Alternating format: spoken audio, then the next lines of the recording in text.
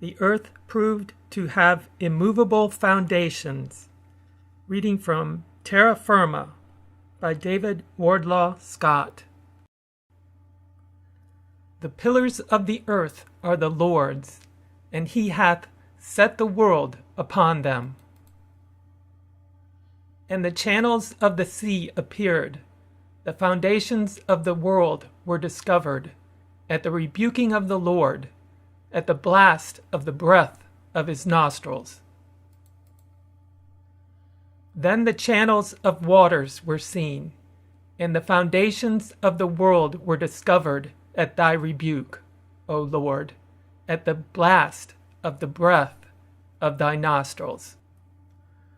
Where wast thou when I laid the foundations of the earth? Declare if thou hast understanding. Who hath laid the measures thereof, if thou knowest? Or who hath stretched the line upon it? Whereupon are the foundations thereof fastened? Or who laid the cornerstone thereof? For he hath founded it upon the seas, and established it upon the floods. The world also is established, that it cannot be moved. Of old hast thou laid the foundation of the earth, and the heavens are the work of thy hands. Who laid the foundations of the earth, that it should not be removed forever? Thy faithfulness is unto all generations. Thou hast established the earth, and it abideth. The Lord by wisdom hath founded the earth, by understanding hath he established the heavens. When he gave to the sea his decree, that the waters should not pass his commandment, when he appointed the foundations of the earth. For the windows from on high are open, and the foundations of the earth do shake. Have ye not understood from the foundations of the earth? Mine hand also hath laid the foundation of the earth, and my right hand hath spanned the heavens. When I call unto them, they stand up together. Thus saith the Lord, if heaven above can be measured, and the foundations of the earth searched out beneath, I will also cast off all the seed of Israel for all that they have done, saith the Lord. Hear ye, O mountains, the Lord's controversy, and ye strong foundations of the earth. I will utter things which have been kept secret from the foundation of the world. Come, ye blessed of my Father, inherit the kingdom prepared for you from the foundation of the world. That the blood of all the prophets which was shed from the foundation of the world may be required of this generation.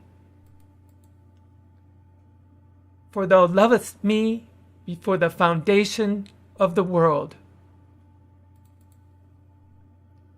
According as he hath chosen us in him before the foundation of the world, that we should be holy and without blame before him in love. Thou, Lord, in the beginning hast laid the foundation of the earth, and the heavens are the works of thy hands. Who verily was foreordained before the foundation of the world, whose names are not written in the book of life of the Lamb, slain from the foundation of the world. And they that dwell on the earth shall wonder, whose names were not written in the book of life from the foundation of the world.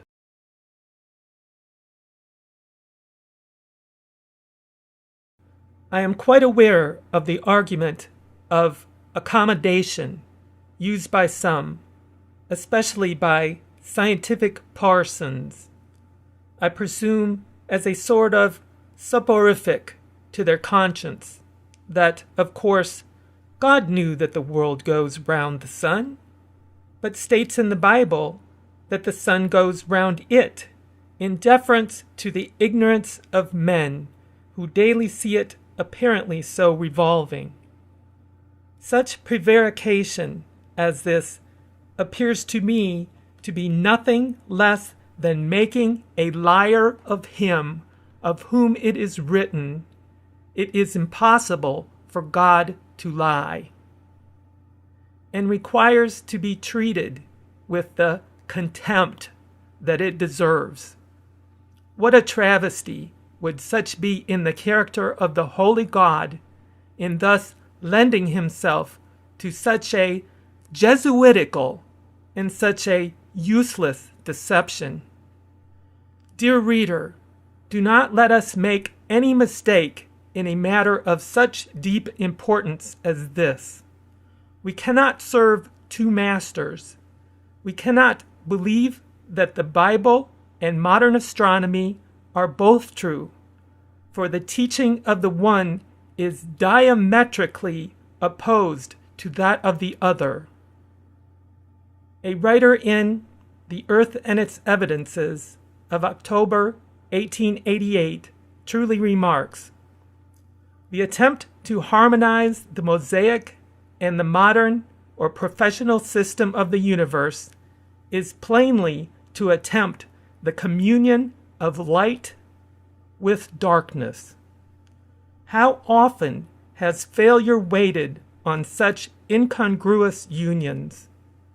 But still some there are who never seem to recognize the hopelessness of the task. Even the infidel Thomas Paine clearly saw this years ago when he wrote in The Age of Reason, "The two beliefs cannot be held together in the same mind. He who thinks he can believe both has thought very little of either." As God so distinctly declares that of old he laid the foundations of the earth, do not let us be so sinful and foolish as to say that he did not.